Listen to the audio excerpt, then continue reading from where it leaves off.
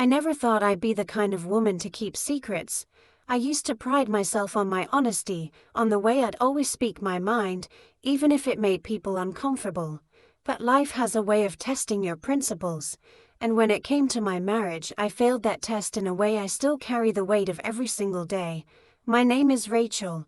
I've been married to Daniel for 12 years. We met in college. He was confident, charming, the kind of man who could turn heads when he walked into a room. I was the bookish type, always tucked away in a corner with a novel or scribbling in my journal. Somehow we worked. He brought the excitement and I brought the steadiness. We balanced each other, or at least that's what I believed for a long time. The first few years of our marriage were beautiful in the way that only the early stages of love can be. We traveled. We dreamed together. We built a small but cozy home in a quiet neighborhood just outside Seattle. Daniel worked in sales, always on the road chasing clients, making deals. I worked from home as a freelance editor.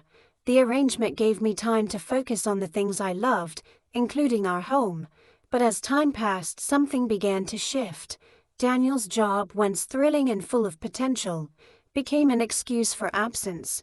He was always away. Conferences, business dinners, urgent flights to Los Angeles or Chicago. First, I didn't question it. I trusted him. I believed in him. But trust isn't something that stays untouched if it isn't nurtured. I started noticing things. Missed calls that went unanswered. Messages that felt vague. He'd get defensive over harmless questions. Where he was, who he was with, why he didn't answer when I called at 10 p.m. He always had an excuse. I told myself I was being paranoid. I told myself that marriages go through phases. But even as I told myself those things, I felt it slipping. Not just him, but us. We stopped having dinner together. He stopped asking me about my day. I stopped telling him about mine. We became strangers living under the same roof, saying good morning and good night, but nothing more. The loneliness crept in slowly, like fog rolling in over a quiet lake. I didn't even notice it at first. I started spending more time at the local library, sometimes just wandering the aisles aimlessly. I joined a writing club just to have a reason to talk to someone during the week. I buried myself in work, editing manuscript after manuscript, desperate to fill the silence that had wrapped itself around my life. It was at that writing club that I met Chris. Chris was a quiet man, maybe a few years older than me, with kind eyes and a gentle voice. He wasn't the kind of person who demanded attention. He listened more than he spoke, and when he did speak, he always had something meaningful to say. He was working on a memoir about his mother who had passed away the year before. It was raw, emotional, full of grief and honesty. We started chatting after meetings, just short conversations at first. He'd ask about my thoughts on a chapter, and I'd share my opinion. I admired how open he was about pain, how he wasn't afraid to write the uncomfortable truths. We connected over our love of language, over our shared understanding of loneliness. He too had been through a broken marriage. His wife had left him 5 years ago. He didn't speak badly of her, just said it was complicated and that he'd learned to live with it. I didn't plan on it happening. I didn't wake up one day and decide I was going to emotionally connect with another man. But that's what happened, one moment at a time, a glance that lingered too long, a conversation that went a little deeper than it should have, text exchanged late at night under the covers while Daniel was snoring beside me. I told myself we were just friends. I told myself that I needed someone to talk to, that there was no harm in it, but deep down I knew I was crossing a line. It wasn't physical, not at first, but it was emotional, and that's sometimes worse. Chris made me feel seen again. He noticed things about me that Daniel hadn't noticed in years. He remembered the names of my favorite authors. He asked about my writing. He read my edits and told me they were brilliant. He made me feel like I mattered, like I was still alive. I tried to pull away. Guilt gnawed at me every time I looked at Daniel, even if we were distant, even if he wasn't the man I married anymore. I had made vows. I had promised to be loyal, to stand by him, but loyalty becomes hard when the other person doesn't even notice your absence. One night I confronted Daniel. It was late, past midnight, and he had just come back from another client dinner. He smelled like cologne that wasn't his. His shirt was unbuttoned halfway down. I looked at him and something inside me snapped. "Where were you?" I asked. He looked startled. "I told you, dinner with a client." "Which client?" I pressed. "Rachel, not this again. No, this time you're going to answer."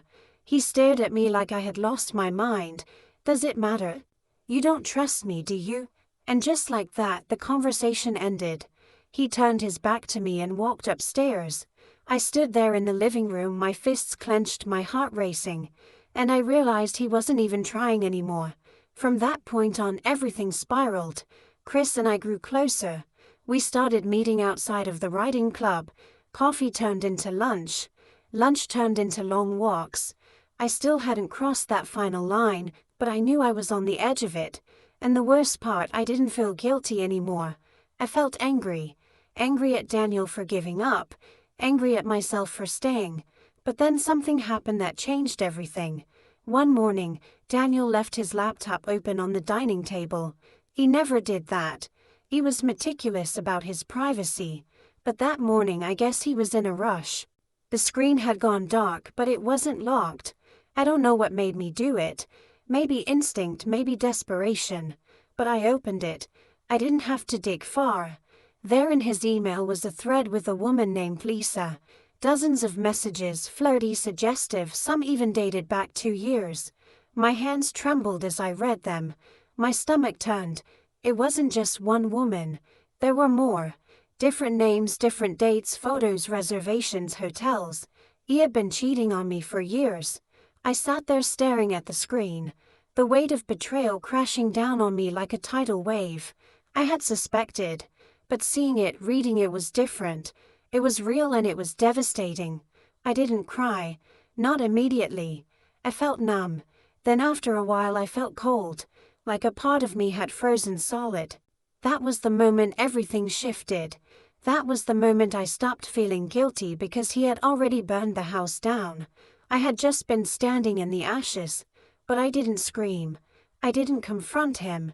Not right away. I closed the laptop, wiped my fingerprints off the keyboard like it was a crime scene, and went about my day. I made coffee. I answered emails. I even smiled when Daniel called to say he'd be home late, because from that moment on I knew something he didn't, and I was going to make sure he regretted everything.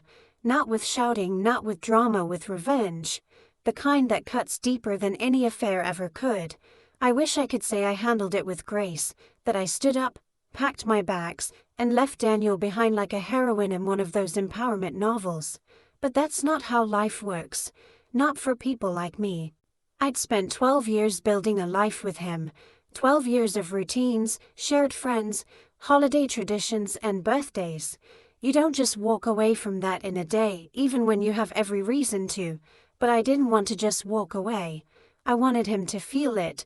The betrayal, the silence, the disbelief.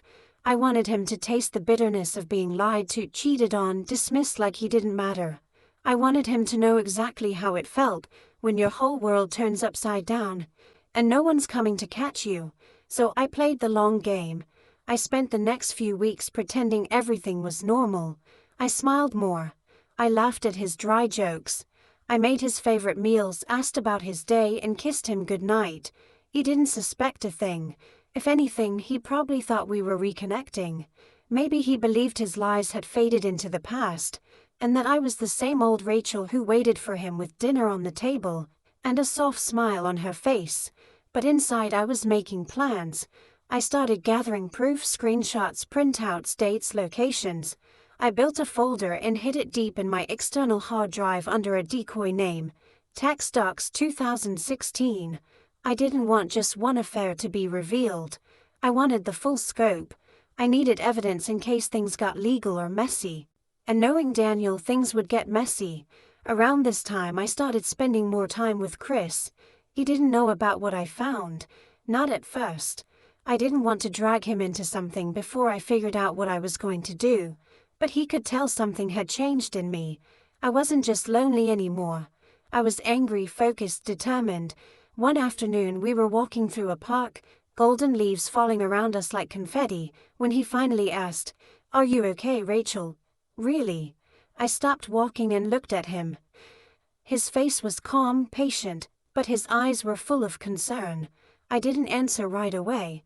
I just nodded slowly and said, "I'm working on something, and when it's done, I'll finally be okay."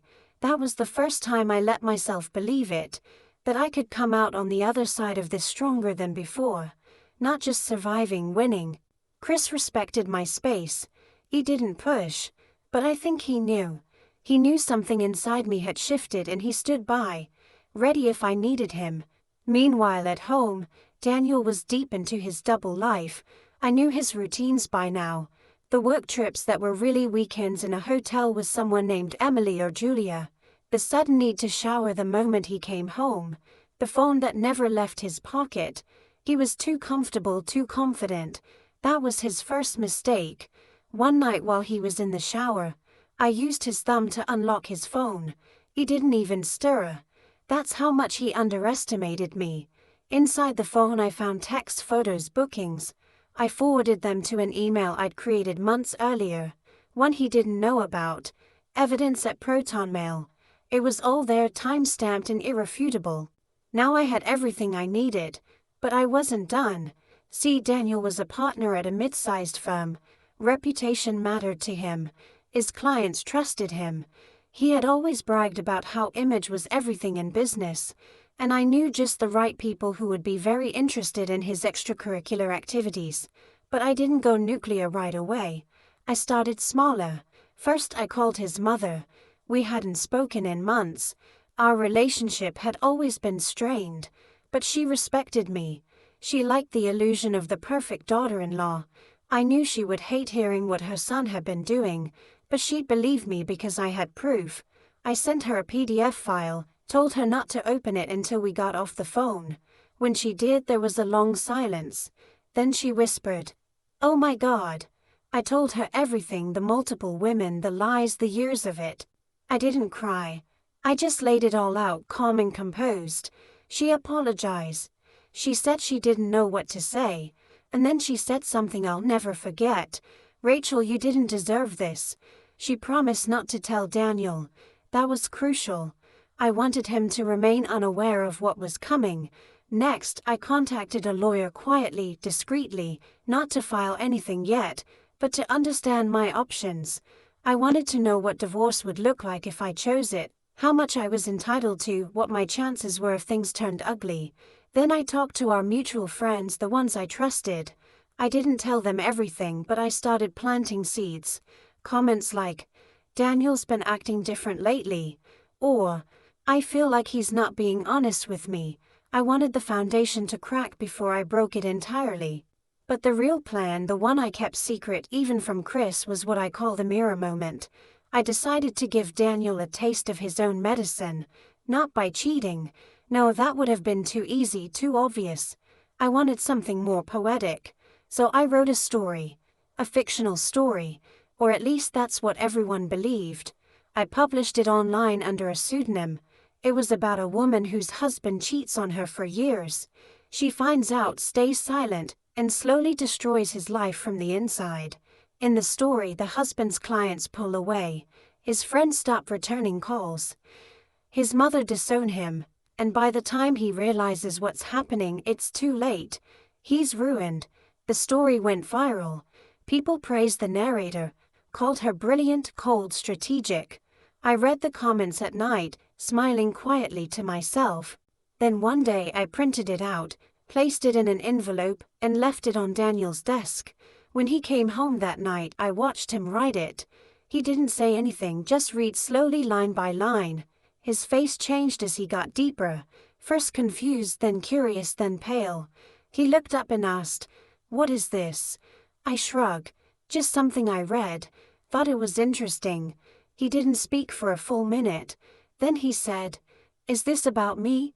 I looked him straight in the eyes. "Should it be?" He left the room without answering. That night he didn't sleep. I heard him pacing in the hallway, checking his phone, whispering into it. I knew then he was rattled good. That was just the beginning. The next week I accidentally sent one of the screenshots to a group chat with some of his colleagues. I claimed it was a mistake. Meant to send that to my cousin. Sorry, but the damage was done. Within days, word started spreading.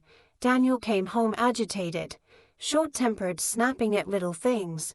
He knew something was wrong, but he couldn't prove I was behind it. He didn't even know I knew. That's what made it beautiful. Chris, bless him, stayed by my side the whole time. He still didn't know all the details, but he supported me. We never crossed that final line. There was no affair, just friendship. Real and honest and healing. I needed that. Eventually, Daniel asked if we could go to counseling. He said he felt like we were drifting, like I wasn't present, like he wanted to fix things. It took everything in me not to laugh. I agreed to go, not because I believed in it, but because I wanted to see him squirm. In that therapist's office, he tried to play the role of the loving husband, the victim. He talked about work stress, about how I had changed. Then the therapist asked me, "Rachel, what do you want from this marriage?" And I said calmly, "I want the truth." Daniel froze. That was the turning point. He knew I knew. He just didn't know how much. By the end of that session, he was sweating and I was just getting started. The silence in the car after that therapy session was louder than any argument we'd ever had. Daniel gripped the steering wheel like it was the only thing keeping him grounded. I stared out the window, calm and composed. I had said only 5 words. I want the truth, but they landed like a grenade in his carefully constructed world. He didn't speak for the rest of the night.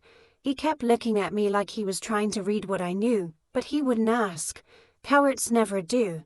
The next morning I woke up before him, packed my bag quietly, and went to stay with a friend. I left no note, no message, just absence. That was the beginning of the end. In the weeks that followed, everything I'd set in motion began to unfold. His colleagues distanced themselves. He was quietly removed from a client pitch he'd been preparing for months. Whispers filled the office halls about the story. The screenshots, the rumors no one dared say aloud, but everyone believed. His mother stopped calling. Friends stopped inviting him places. Even the women he thought he was juggling started ghosting him. I had made sure some of them knew they weren't the only ones. One of them even messaged me to apologize. I didn't reply. I didn't need to. Chris eventually learned the full truth. I told him everything one quiet evening, sitting on the balcony, wine in hand. He listened without interrupting, without judging. When I finished, he didn't offer advice or pity. He just said, "You did what you had to do, and you did it with more strength than most people ever could." Daniel tried calling, texting, even begging to meet. He wanted to explain. He even tried playing the victim again, saying he was losing everything. I let him lose it. That was the point. I didn't file for divorce right away. I waited until his firm passed him over for partner, until his reputation was too damaged to repair. Then I served him the papers, clean, cold and final. There was no big courtroom drama, no fight. He knew he didn't stand a chance.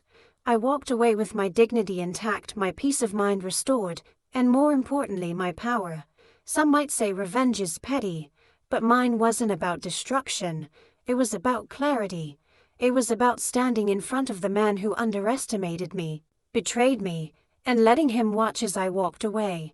Stronger, freer, and no longer his. He lost me the moment he thought I was blind. But I was never blind. I was patient.